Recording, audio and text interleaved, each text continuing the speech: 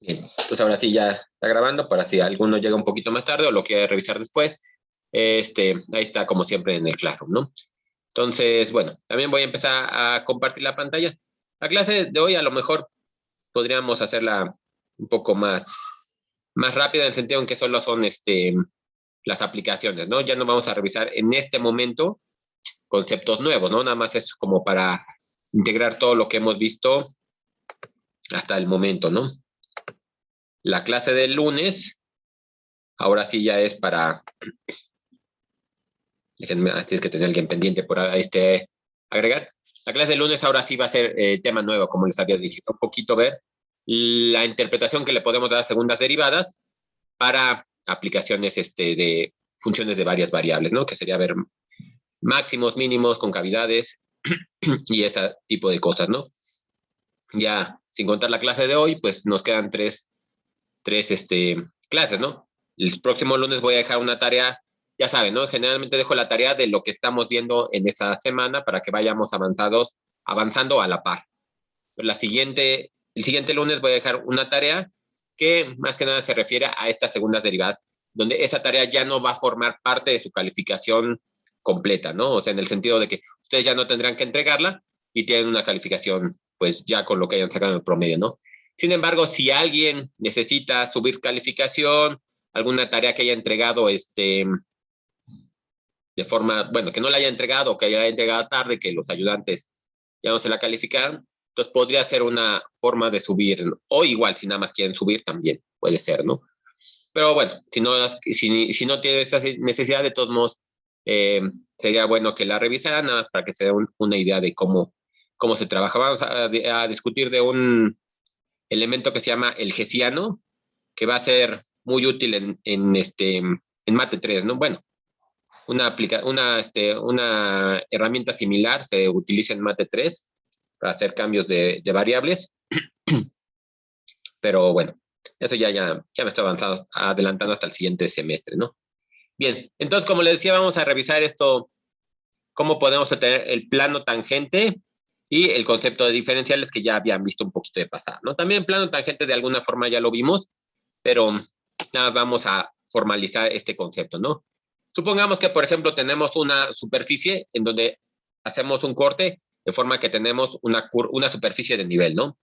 Entonces vamos a suponer también que, por ejemplo, en esa superficie de nivel tenemos una curva definida por esta parametrización, de forma que como está la curva viviendo en la superficie de nivel definida de esta forma, esa superficie de nivel en particular, estamos hablando de la forma más general posible, entonces tendría que suceder que se cumple esta condición, ¿verdad? Como vive la curva en la superficie de nivel, pues tiene que cumplirse que eso es igual a C, ¿verdad? Independientemente de la trayectoria. Y aquí les pongo unos ejemplos, ¿no? Por ejemplo, esa trayectoria podría ser esta línea que tengo aquí, bueno, déjenme lo pongo en diferente color. Podría ser esta trayectoria,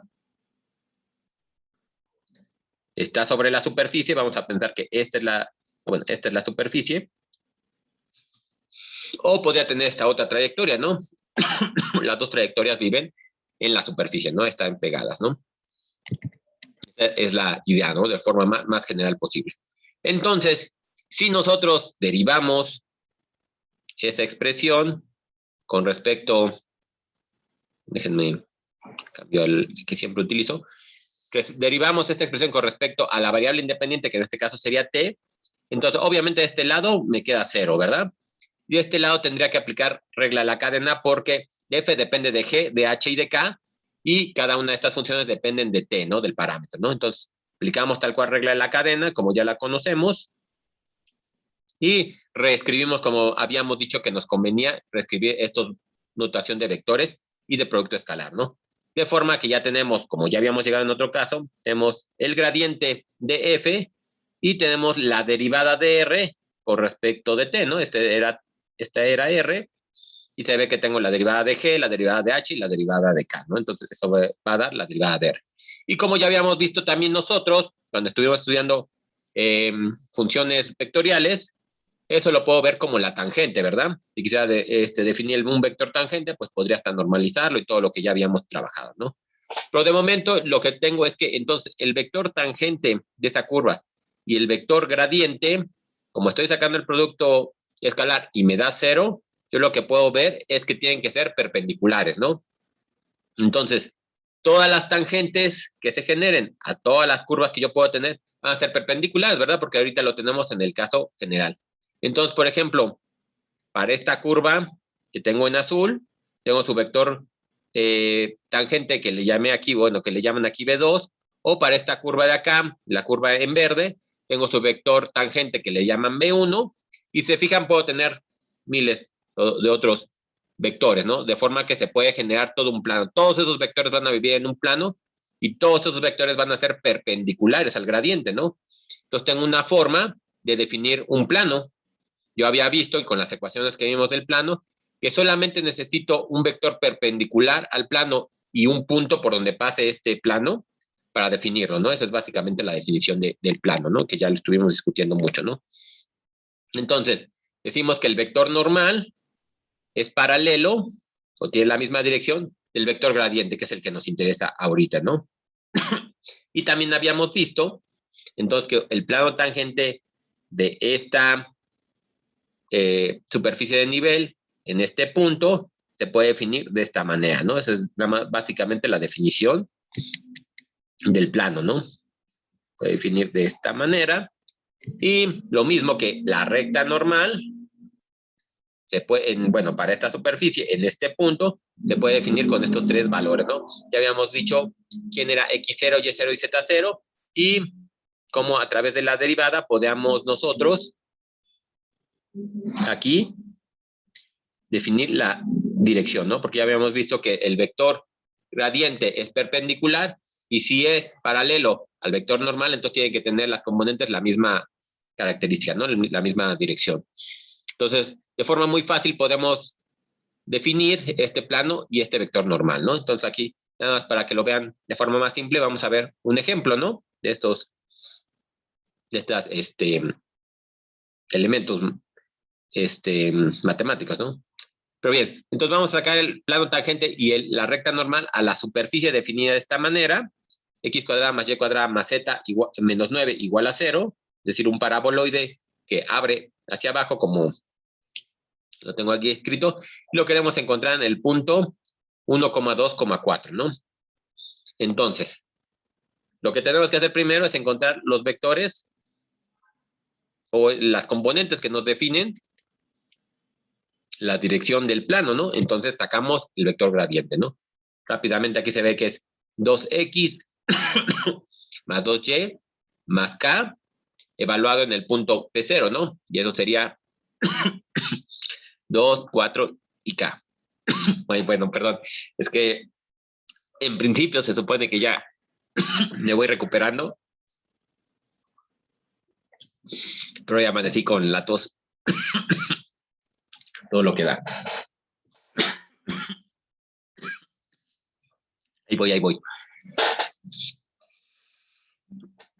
Bien. Entonces tenemos el gradiente, ya definido como 2,4,1. Bueno, voy a intentar seguir. Si no, les paso el video que di en la clase, por ejemplo, para los de ciencias de la Tierra, para que más o menos vayan viendo el material, ¿no? Ahorita el problema es que pues ya nos quedan poquitas clases. Básicamente, como les decía, contando estas son 4 o sin contar estas 3. Entonces ya no tenemos mucho tiempo para cubrir lo que nos queda, ¿no? No es mucho lo que nos queda, pero sí, como perder una clase, sí sería mucho, ¿no? Pero bueno, creo que ya se pasó. Entonces, bueno, tenemos la ecuación del plano y aquí pongo las componentes de el vector gradiente, ¿no? Entonces sería 2, 4 y 1 evaluado en el punto, ¿no? Que el punto habíamos dicho que es el 1,2,4. 1,2,4, ¿no? Ya simplemente hacemos el álgebra y llegamos a la ecuación del plano. Lo mismo para la recta perpendicular, ¿no? Aquí la podría haber graficado, nada más para que viéramos cómo se, se observa, pero no se me ocurrió, ¿no? Apenas ahorita lo pensé. Pero bueno, ya sabemos el punto por donde pasa esa recta y la dirección, ¿no? Que tiene perpendicular, ¿no? Entonces, bueno, déjenme, me voy adelantando. Bueno, voy a hacer esto un poquito más rápido porque se ve que no voy a poder hablar mucho más. Entonces, lo que tenemos es que podemos definir el plano y la perpendicular con las parciales, ¿no? Las derivadas parciales, como lo habíamos visto. Otra forma de verlo, podemos tener la superficie escrita de esta, bueno, la superficie que tenemos así, también la podríamos escribir de esta manera, ¿no? De forma que si sacamos las parciales, vamos a ver que igual tenemos la parcial en X, la parcial en Y, y en este caso particular la parcial en Z nos va a quedar siempre -1, ¿no? De forma que el plano general con el que hemos estado trabajando, lo podemos reescribir de esta manera más simple, ¿no? Para nada más para estas ecuaciones en donde sí se puede poner de forma explícita la variable Z, ¿no? Entonces tenemos la parcial con X, la parcial Y, y nada más me queda un -1, ¿no? Entonces nada más ponemos aquí el menos, ¿no? Y es más sencillo. Por ejemplo, esta superficie que tengo definida de esta forma, que vamos a encontrar el vector, el plano tangente, punto en el origen, ¿no? Bueno, no sé si alcance a ver bien, lo puse en pequeñito. Bueno, déjenme estiro rápido.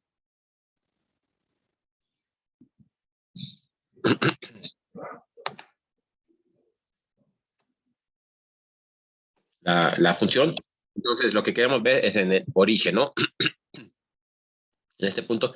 Se ve que va a ser un plano que tenga una cierta inclinación, ¿no?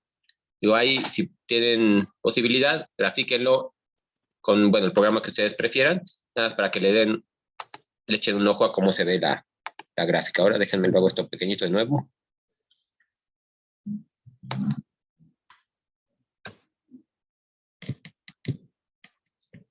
Bien, ¿no? Entonces vamos a encontrar en ese punto más chiquito, en ese punto del plano, y ya con la definición que teníamos, ¿no? Entonces sacamos la parcial con respecto a X, la parcial con respecto de Y, que bueno, son estas expresiones de aquí salen, la parcial con respecto de Y, evaluada obviamente en el punto, y me va a quedar que el vector perpendicular a esa superficie está definido por estos vectores, y en el caso de Z ya lo teníamos fijo, ¿verdad? Que era -1 siempre. Entonces, directamente sustituimos en la ecuación del plano, va a quedar 1, -1 en este caso, y el -1 que ya teníamos de aquí, ¿no? Y como está evaluada en el plano 0,0,0, en el punto 0,0, ya, directamente tenemos esta ecuación, ¿no? Que aquí sí lo pensé en graficar, pero por lo mismo que no se puede aquí girar y esas cosas, sí se veía muy emplastado, ¿no?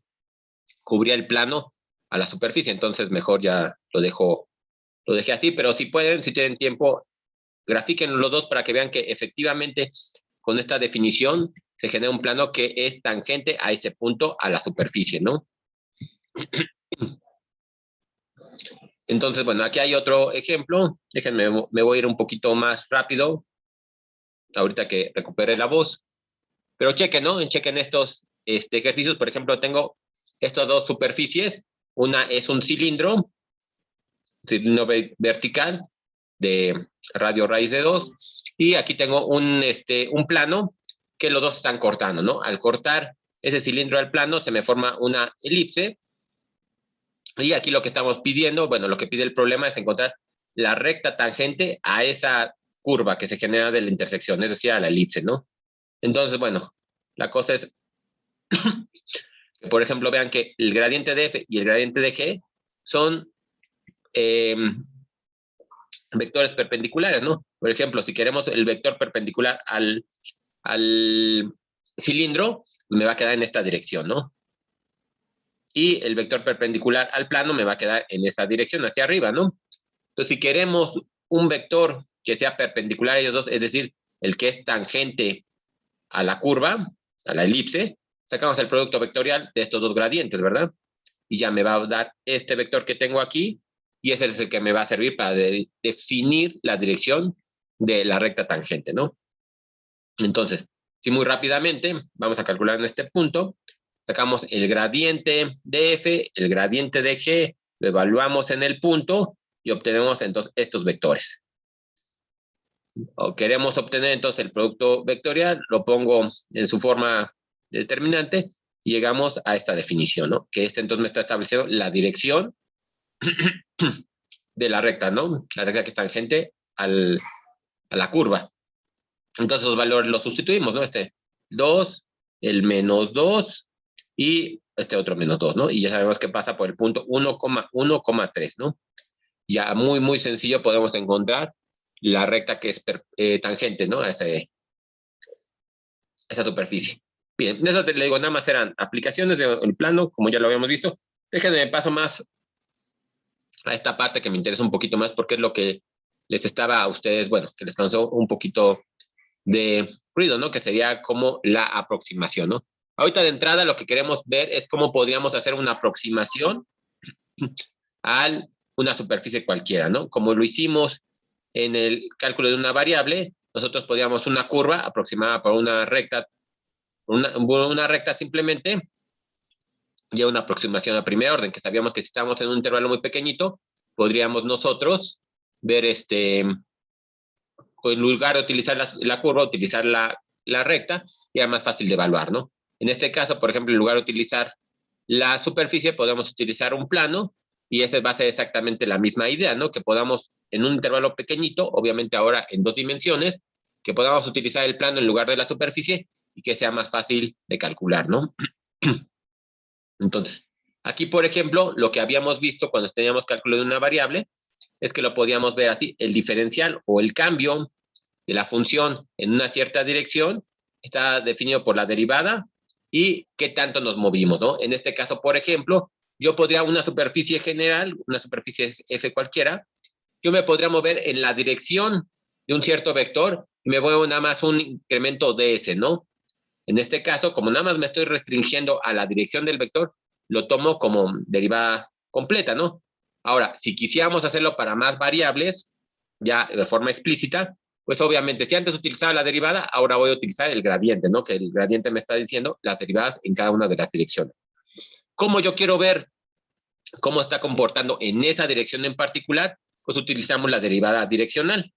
Lo que sí vamos a hacer es que en esa dirección, en la derivada direccional, quiero dar un pasito pequeñito, ¿no? Nada más un diferencial de paso, ¿no? Entonces, ¿cuánto cambia la superficie en ese sentido? Pues bueno, vamos a definir la tasa de cambio de la superficie en la dirección del vector u por qué tanto nos movimos, ¿no? En este caso nos movimos, podemos pensar en un pasito muy pequeñito, ¿no? Y eso es lo que le pongo aquí, ¿no? El cambio de f en la dirección de u, una pequeña distancia de s, se define por esto de aquí, ¿no? Entonces eso va a ser mi diferencial. Bueno, ahorita lo vemos un poquito más forma, pero ahorita nada más como el error que me está marcando, ¿no?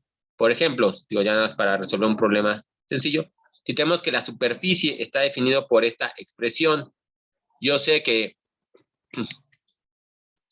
bueno, en este punto, ¿no? Lo vamos a hacer, pero lo que sí quiero es que quiero ver cuánto cambiaría la superficie, bueno, el incremento de z, en este caso, por ejemplo, de W más bien, porque tengo una función de que depende de x, y z.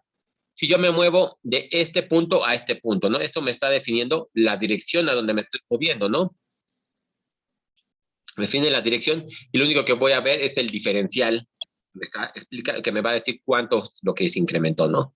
Entonces, sacando nada más este segmento de recta que sería entre P1 y P0, aquí de hecho me falta un P1,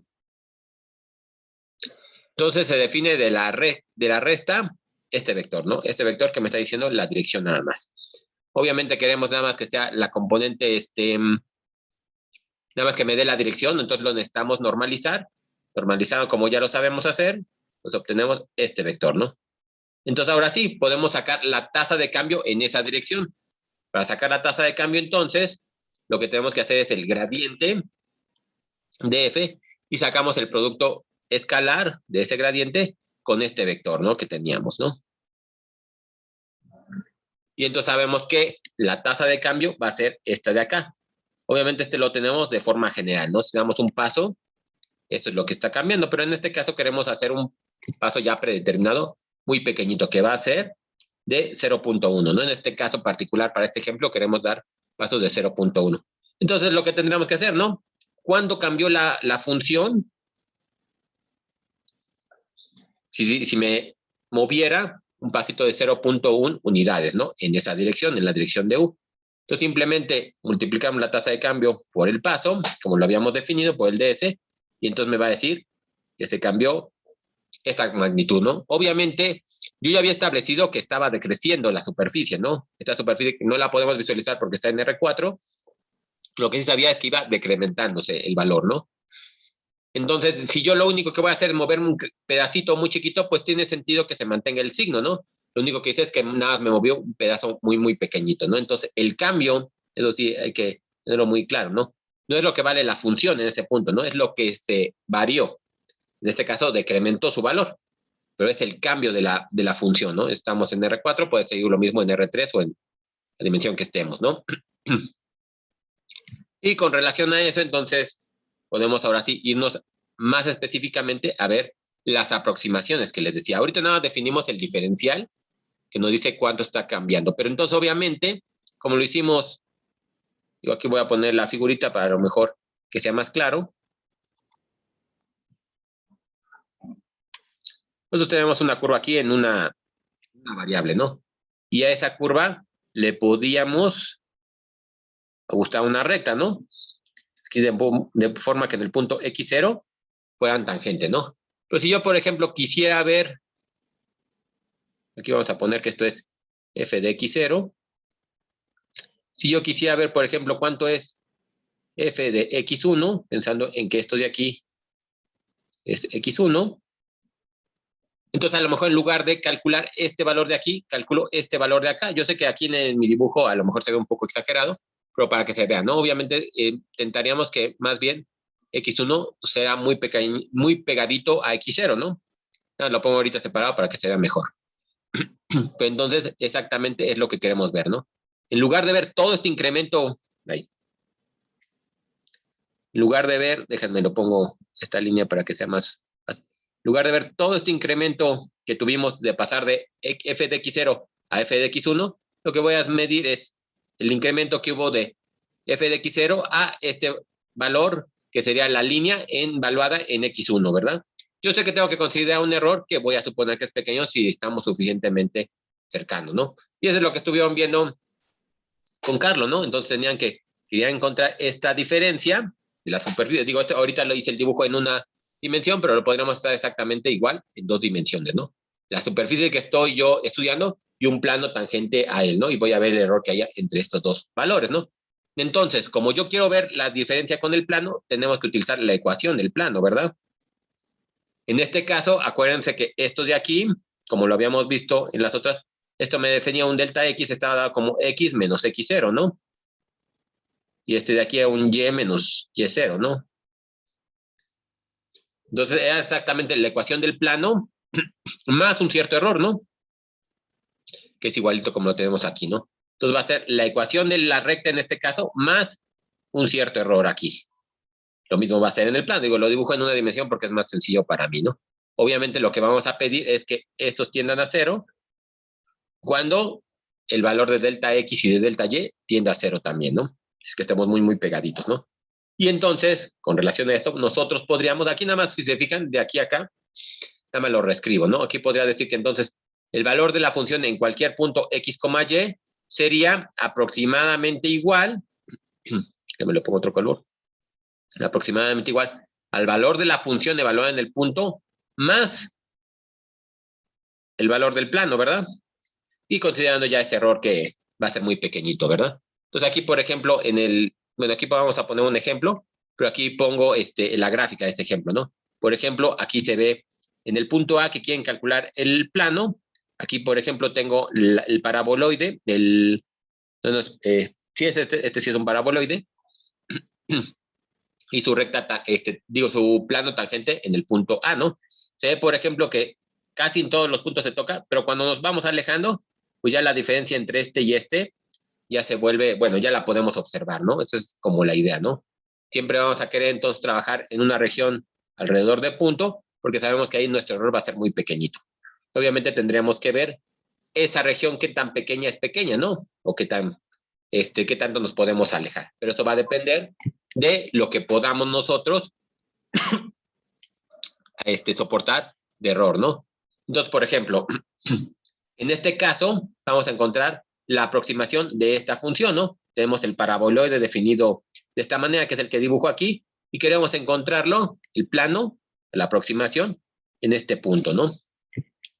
Entonces, hacemos exactamente esta ecuación, ¿no? Tenemos la función evaluada en el punto, que sería esta de acá. Tenemos la parcial de x evaluada en el punto, que sería esta de acá. La parcial de y evaluada en el punto, que es esta de acá.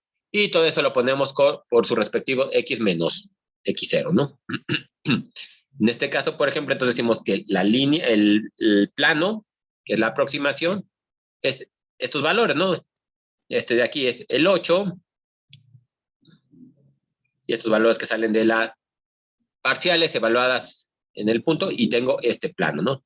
Yo lo único que hice, por ejemplo, en esta figura es graficar esta expresión y graficar esta expresión, y ya, me queda que es tangente. Lo puse en dos vistas para que se vea mejor que sí.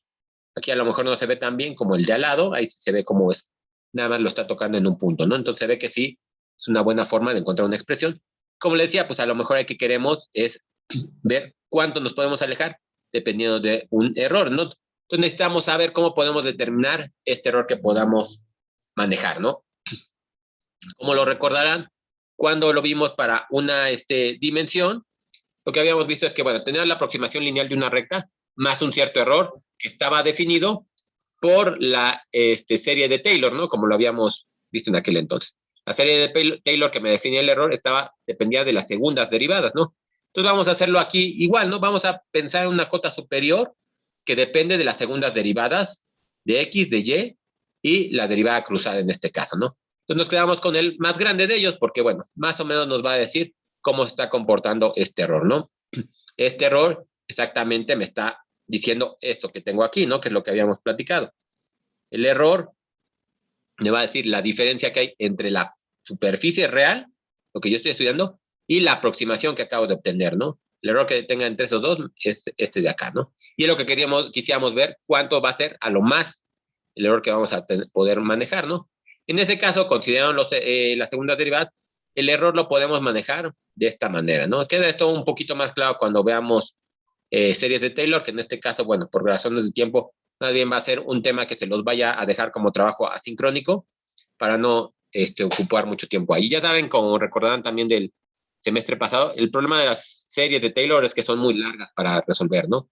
Y cuando hablamos de dos dimensiones, pues todavía es más largo o más laborioso el resultado, ¿no? Entonces, por eso más bien se los voy a dar la teoría es sencilla, similar a la de una dimensión, pero para que lo revisen ustedes, ¿no? Entonces, bueno, ya quédense por lo menos de momento que este error se puede definir así, y nada más acuérdense que es por el por Taylor, ¿no? Que se puede justificar esto más que nada, ¿no? Entonces, por ejemplo, vamos a encontrar una cota superior al error de la ecuación que acabamos de encontrar, esta L que ya tenemos. Si, por ejemplo, vamos a utilizar un rectángulo con estas dimensiones, ¿no? Entonces, estamos trabajándolo alrededor de un punto, ¿no? Estamos en el punto 3,2, que me subo tantito. Este es el punto donde estamos trabajando. Este punto, y entonces me quiero mover un pedacito hacia en X desde el 3, del 3.1, 3.2, el 2.9, el 2.8, y lo mismo en Y, ¿no? Voy a irme al 2.1, 2.2, o 1.9, 1.8, y ver ahí exactamente cuánto nos podemos mover. En este caso,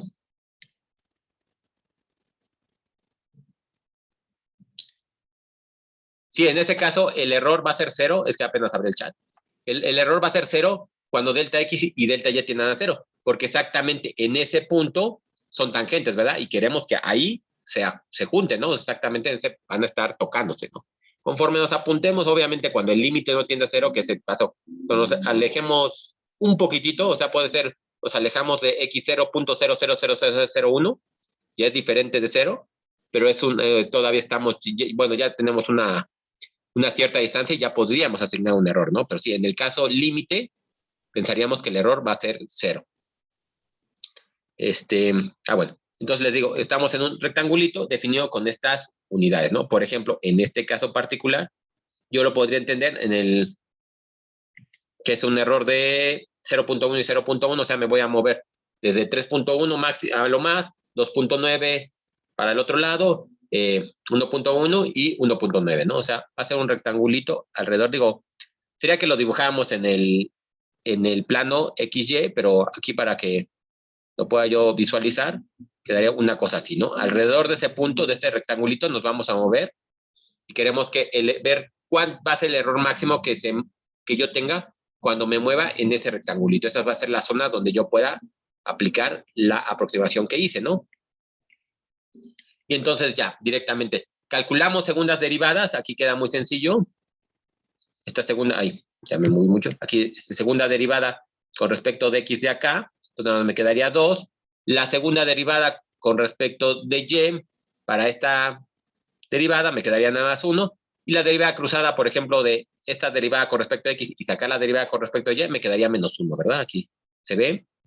Y entonces aquí son las que tengo, ¿no? Entonces me queda la segunda derivada 2, la derivada cruzada menos 1, que como es el valor absoluto me quedo con un 1, y la segunda con respecto a y me quedo un 1, ¿no? En este caso, como les decía, pues vamos a quedarnos con la que tenga mayor presencia en este caso. Entonces nos quedamos con el 2, ¿no? Vamos a decir que la mayor contribución en el error está dada por la segunda derivada en x, ¿no? Y entonces sustituimos ya el error que tenemos aquí. Me va a quedar entonces directamente de la definición, un medio de 2, que es esa m que yo estaba buscando cuánto podía valer, esta m de aquí. Y esto está multiplicando entonces a el rectángulo, ¿no? El rectángulo que yo había definido ahorita, ¿no? Entonces, este 2 con este 2 se me va, nada más me queda el error al cuadrado, sustituyo las definiciones que yo le di, estos valores ya los había dado de antemano, y entonces nada más me va a quedar 0.1 más 0.1, esto al cuadrado, con lo cual obtengo un 0.04, ¿no? Es decir, si yo me muevo tantito en cualquiera de esos cuadros,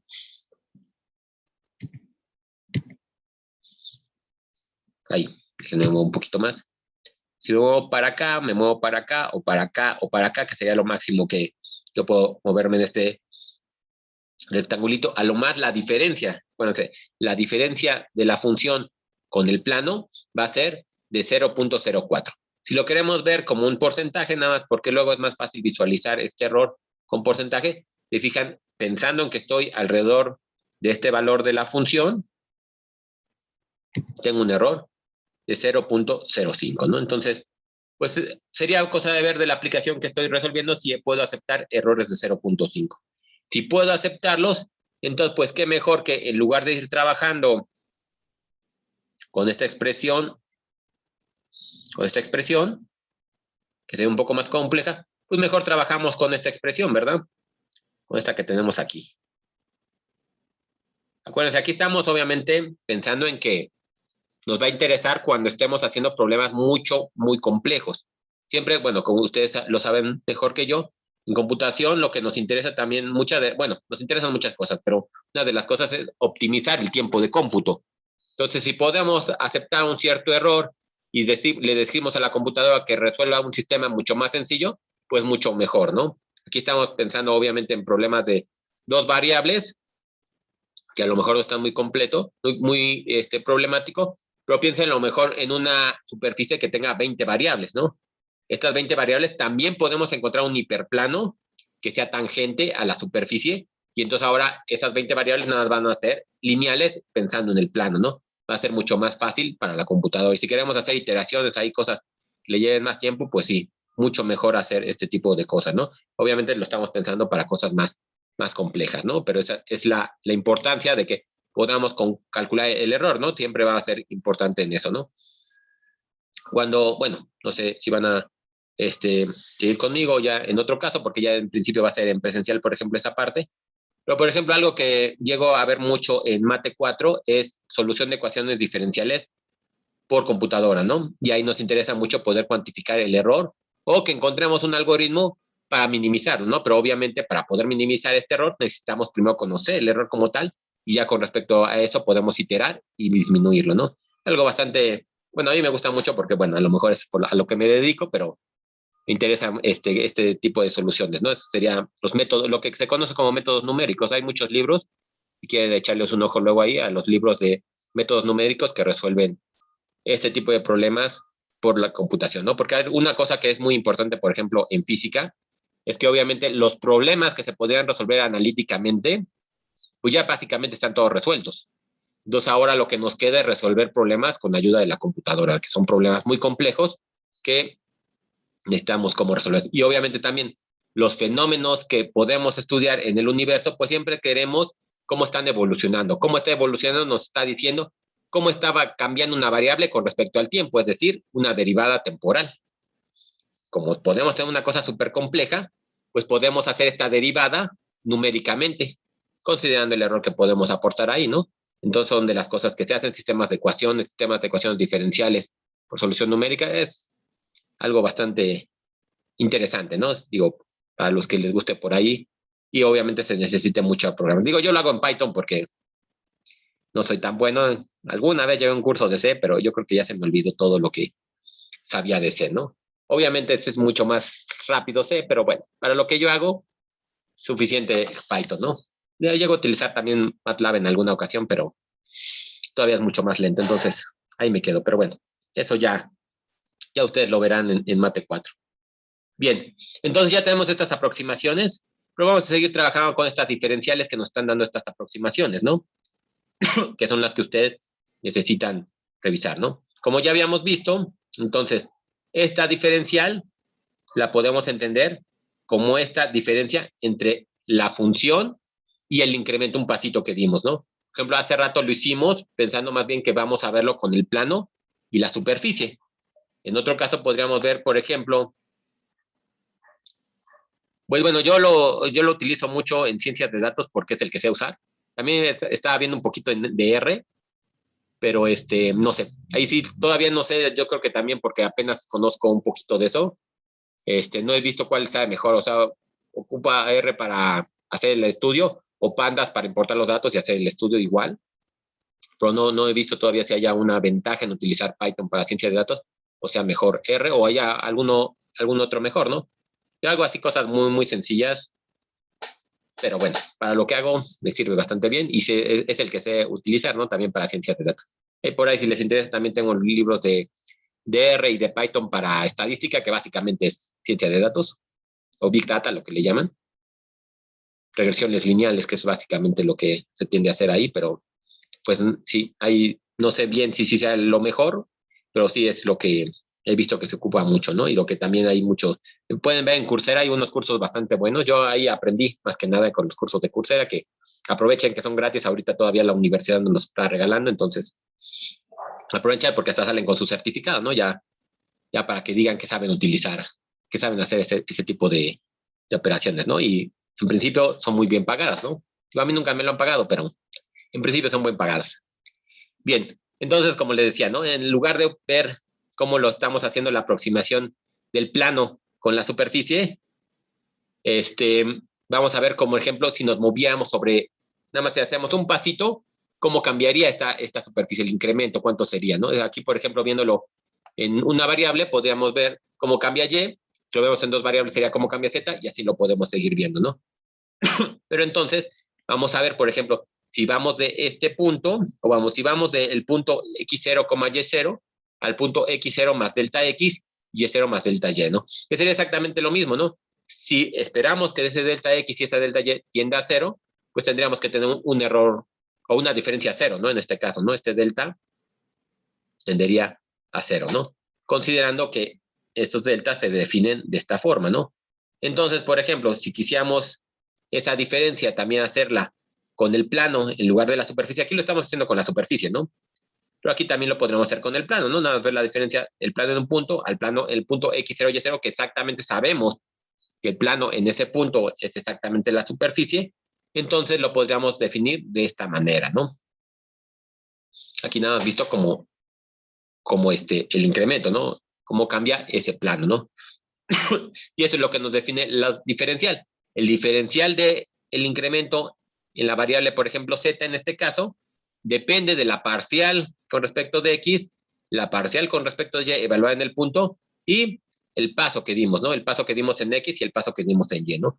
De forma general lo podemos dejar con delta o lo podemos sustituir con un numerito como hicimos hace rato.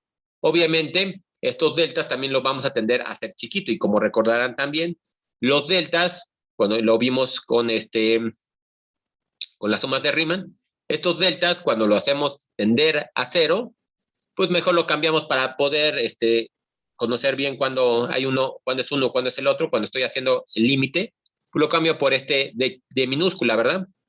Y de minúscula ya me está diciendo que es cuando delta de x tiende a cero, ¿verdad? Lo estoy considerando muy, muy pequeñito, ¿no? Y me puede decir el diferencial de z, ¿no?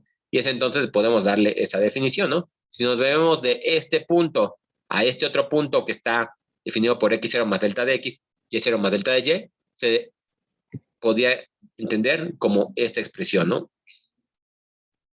Y eso es lo que estamos pidiendo en... Déjenme ver, no me acuerdo qué problema era. Un segundo, nada más en lo que carga. Porque, bueno, podría parecer que está sencillo, pero es exactamente lo que le pedimos, ¿no? Básicamente, esto es el problema 2. Es encontrar el diferencial de z cuando z está definido de esa manera, ¿no? Entonces, ustedes simplemente tienen que aplicar esta expresión que tenemos aquí, que es un poquito, como les decía, lo que vieron con Carlos, ¿no? De aquí podemos llegar a la definición de regla de la cadena, ¿no? Sacamos ahora, en lugar de diferencial, lo pensamos con una derivada con respecto de un parámetro t, en donde x depende de ese parámetro t, y entonces ya tengo que la derivada estaba por la parcial, por la derivada de x, más la parcial por la derivada de y, ¿no? Entonces, eso fue lo que se ocupó. Y aquí, por ejemplo, les pongo un ejemplo muy sencillo de cómo se utiliza muy comúnmente estos diferenciales en la física, ¿no? Por ejemplo, si tenemos una lata que tiene un radio de 10 centímetros y una altura de 15 centímetros, y lo que sí sabemos es que al momento de hacer los cortes para hacer la lata, a lo mejor mi maquinaria tiene un error, por ejemplo, en el radio de 0.8 y en la altura de menos 0.3, ¿no? Es decir, siempre le quita un pedacito muy chiquito, pero le quita. Entonces, por ejemplo, lo que yo quisiera saber es cuál es el máximo cambio que puedo tener en el volumen, ¿no? A lo mejor a mí me pagan por hacer la lata de un volumen con estas dimensiones y yo tengo este pequeño error. Vamos a ver cuál es el error en el volumen que yo le aseguro al que me está pidiendo que haga la lata, ¿no? Sabemos, por ejemplo, que el volumen de la lata está expresado de esta manera. Es un cilindro simplemente, ¿no? Entonces no hay problema. Si yo, por ejemplo, esta superficie, en lugar de pensarla como un volumen, la grafico como una superficie, obtendría una curva como la que tengo aquí, ¿no?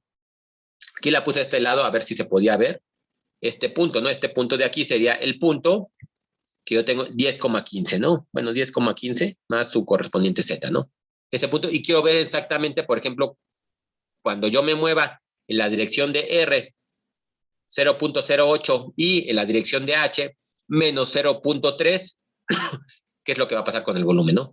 Entonces directamente lo sustituimos, ¿no? Entonces yo tengo que el error en el volumen o el cambio en el volumen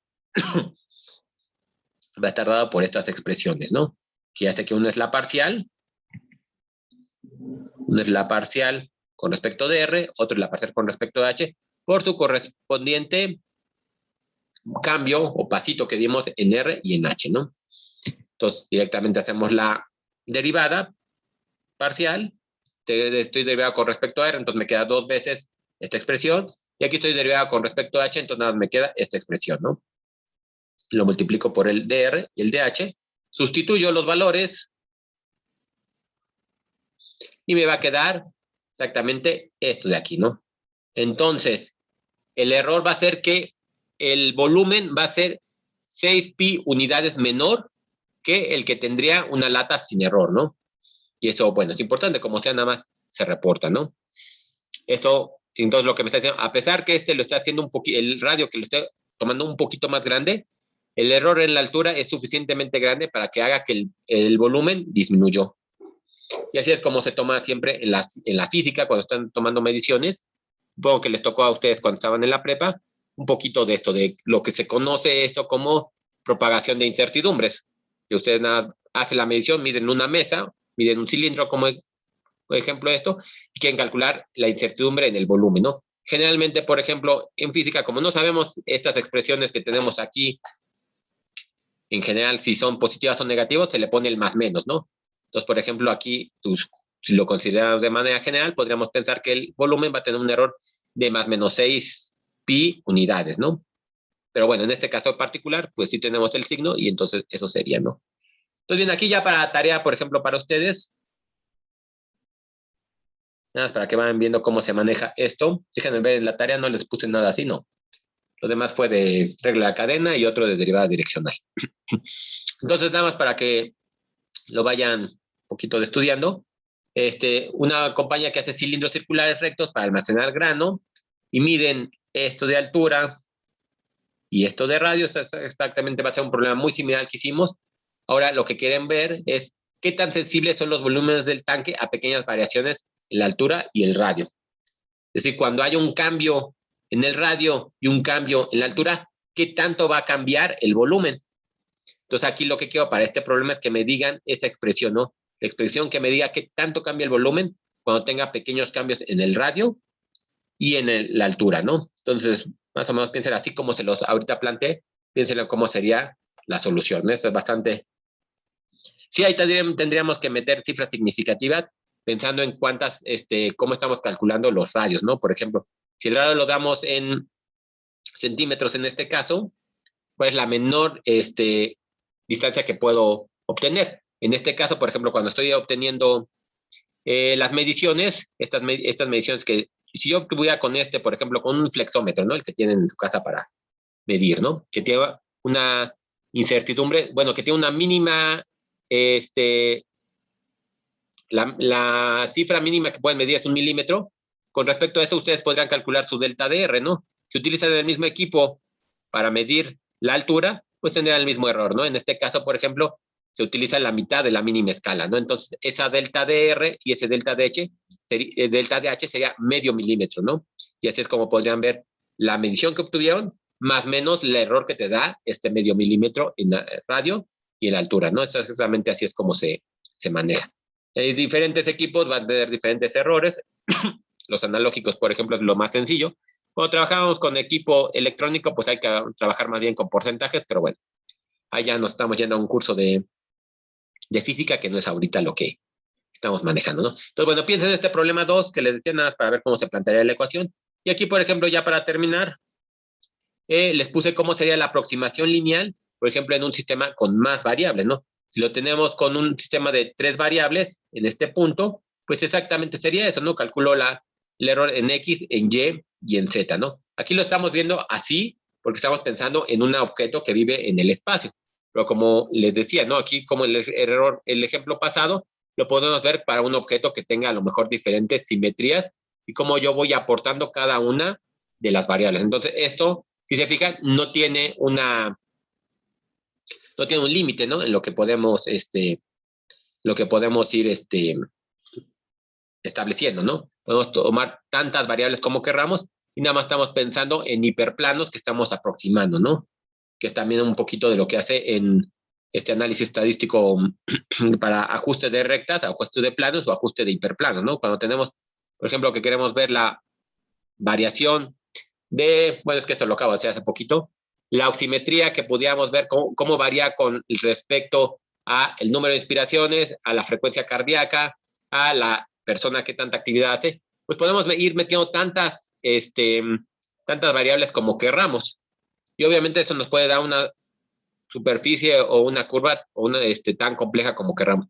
Pero la podemos simplificar pensando en ajustar un plano con todas estas variables que nos pueden dar a partir de las derivadas. Y eso me puede servir para hacer inferencias, ¿no? Que es lo que quiere hacer el Big Data, ¿no? Básicamente lo que hace, ¿no? Después de muchas variables que capturan de ustedes, vamos a ver si te recomiendo comprar un libro, o si te recomiendo una tienda, o si te recomiendo 1000 cosas, ¿no? Es lo que, básicamente eso, pero eso es a través de poder hacer las inferencias, ¿no? Que en lo caso más simple es ajustar planos o hiperplanos, ¿no? Entonces aquí lo tenemos en la forma, por ejemplo, para 3 dimensiones de una superficie que estuviera en un espacio de 4 dimensiones, y el diferencial sería exactamente igual, ¿no? Tenemos el diferencial de la curva definido por las parciales, ¿no? Lo podemos hacer para 5, para 6, para el número de parciales que quieran. Bien, aquí me fue un poquito más rápido, digo, no fue tan rápido a lo mejor, pero es que primero pensé que sí me iba a jugar, luego ya creo que agarré el paso y entonces ya no, no pasó a mayores, ¿no? Pero bueno, ahí esta primera parte que sí me fue un poquito rápido y que no la pude pronunciar bien, échenle un ojo. Creo que no es muy difícil, ya lo habíamos revisado. Básicamente lo que quería comentar más que nada, estas diferenciales, ¿no? Y entonces con esto terminamos ya esta parte de aplicación de las derivadas parciales que ya habíamos estudiado, ¿no? Entonces, como les decía, la siguiente clase, el próximo lunes, que ya básicamente empezamos la última semana de clases, vamos a empezar a ver estos criterios de segunda derivada para estudiar las curvas, ¿no? El lunes estudiamos bueno, empezamos con este criterio de segunda derivada, definimos lo que es el hessiano. El miércoles vemos algunas aplicaciones de hessiano. Si tenemos tiempo, comenzamos con los multiplicadores de Lagrange. Y el viernes que entra, esperando que podamos hacer todavía la clase más cortita, terminamos multiplicadores de Lagrange. Les comento cómo vamos a hacer bueno, terminar este semestre. Y tal vez les publique después cuando nos veríamos en septiembre. No voy a dar clases, las clases empiezan, ya saben, que hasta el 20, los que sigan conmigo en Mate 3. Pero nada, es como para ver estos últimos temas, cómo los vamos a tratar. Digo, ya la clase sí termina el 20 de agosto, para no hacerlo tan difícil, que puedan tener ustedes también un poquito de vacaciones, pero ya veríamos en ese entonces. Bien, si no quedó dudas de bueno, del tema que vimos hoy, de los planos y de las diferenciales, entonces nos vemos el próximo lunes.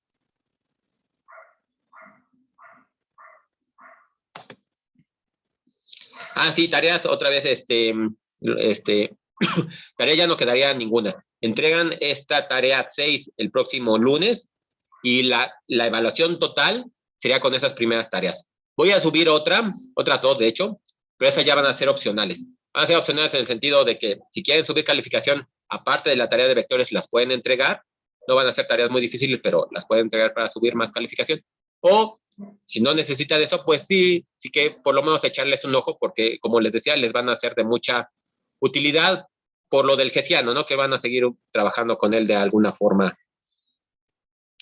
La tarea, sí, la tarea 1, bueno, se va a calificar como habíamos dicho, ¿no? Déjenme la vuelvo a abrir, nada más para poner la tarea. Es que, bueno, es que sí estuvo complicado, me costó para explicarle a Fernando y a Carlos cómo era la idea, por eso es que yo creo que no la han calificado, pero creo que ya quedó entendido. Yo espero que no tarde. De todos modos, el próximo lunes, este fin de semana les voy a preguntar a los dos o bueno, los voy a carrerear ya porque no tenemos tanto tiempo, ¿no? La tarea 1 se va a calificar como, bueno, la tarea 1 se va a calificar como normal, ¿no? La tarea 2 es la que es el problema. La tarea 2 es los que entregaron todas las tareas, las 5 tareas de vectores, ya saben, van a tener su calificación correspondiente en esta evaluación de tarea de vectores y aparte van a tener un extra, ¿no? Que va a ser hasta un 1.2, creo, me parece, que le había sacado 1.2 sobre la calificación final. Los que entregaron la tarea global, pues simplemente van a tener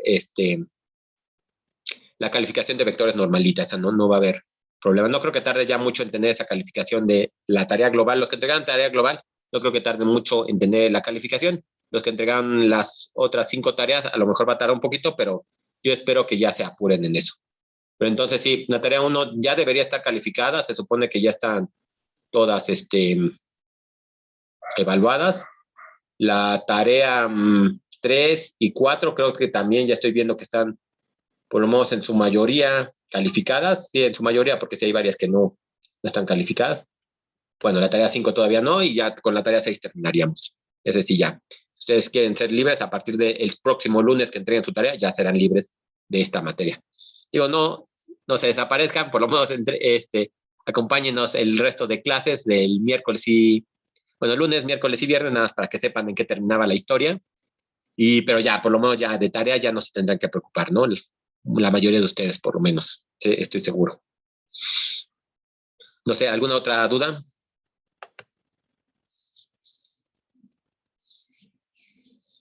De nada. Entonces, si no hay dudas, pues ya. Nos vemos el próximo lunes.